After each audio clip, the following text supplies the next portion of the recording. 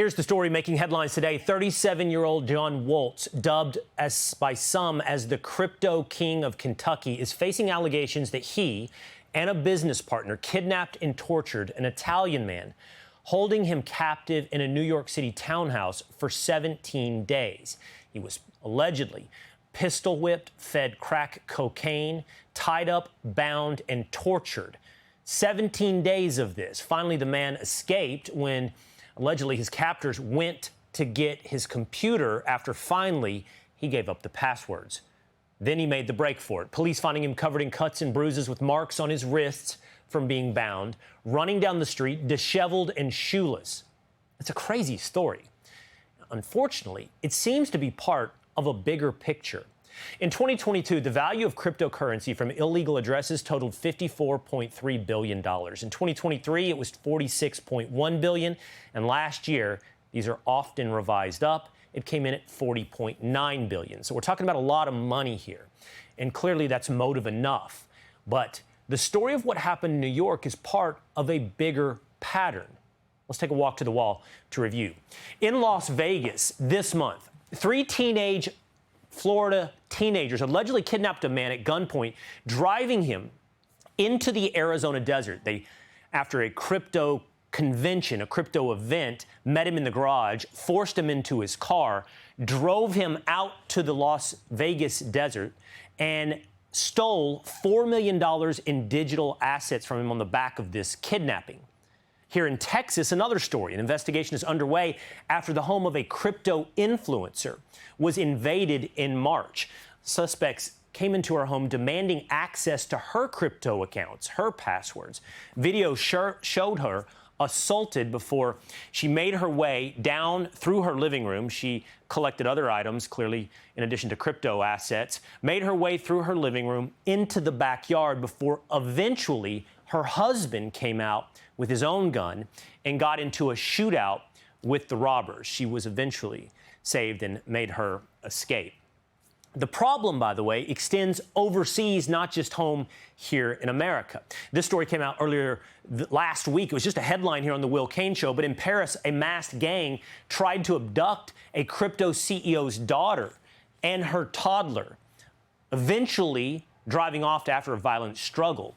The idea, again, was to capture someone, hold her for ransom, get money based on that kidnapping from her father, who's a big crypto king in France. And there's more stories that we don't even have video of, but we have headlines.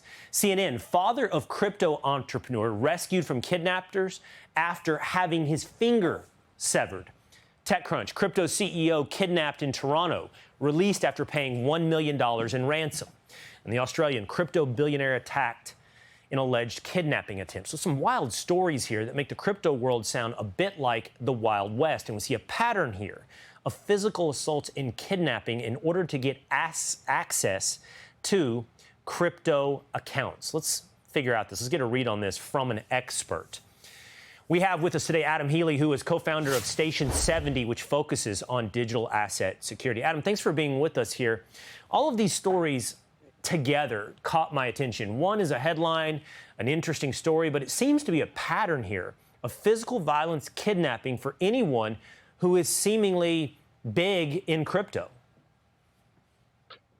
Yeah, you're spot on, right? And first, I appreciate you guys having me on talking about this really important topic. And to your point, it is absolutely increasing. And those impacted publicly that have been reported is actually only a fraction of the total cases that the industry has seen. Many cases are actually handled privately, handled among private security organizations or companies, and not actually making the mainstream media. So this is in fact a small portion of the overall problem that the industry is facing right now. What is it about the crypto markets and cryptocurrency that seems to be, for now, lending itself to what amounts to very old school crimes, physical kidnapping, physical assault in order to get access to digital assets?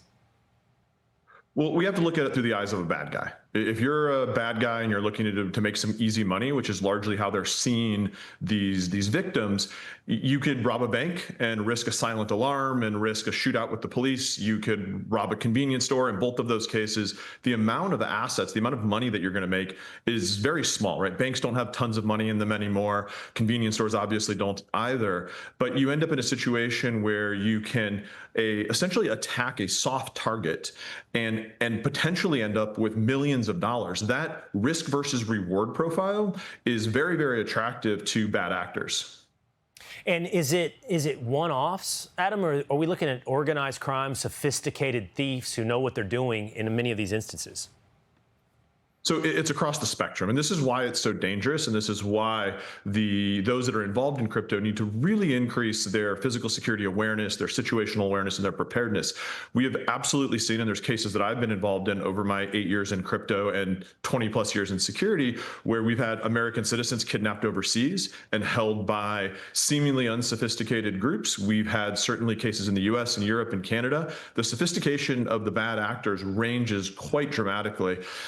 We do see cases where there's very sophisticated organizations that are treating this like a business. And then also the opportunistic criminals that overhear you talking at a bar about, $1 million in Bitcoin that you have and are now going to see that as an opportunity to call a friend and potentially do something against you.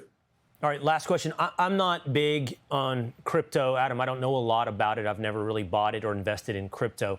Is there something about it that makes it easier or harder to be the subject of theft? Meaning you're asking for passwords, you're transferring accounts. Is it as fungible and fluid as cash, or is it not more trackable? Or is it harder or easier for the thief to get away should he get access to the accounts? Yeah, well, first of all, I'll say, big fan of the show, so we have to get you on the crypto team at some point and maybe get you a little bit more exposure to this.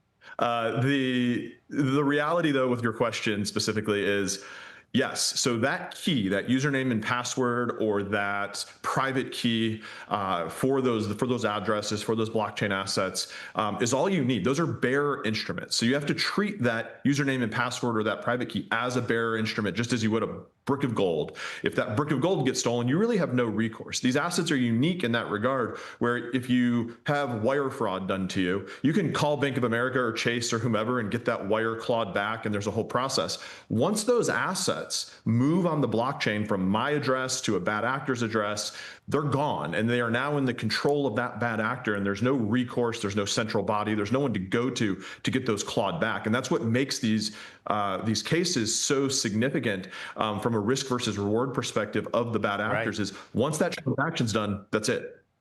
It makes it like a bank heist or a train robbery or stealing gold from Fort Knox. It certainly reveals the incentive for these types of crimes. Okay, Adam Healy, thanks for enlightening us today. We'll see if I can get in on crypto. Thank you. Hey, it's Will Cain. Click here to subscribe to the Fox News channel on YouTube. It's the best way to get our latest interviews and highlights. And click to subscribe to the Will Cain podcast for full episodes right now.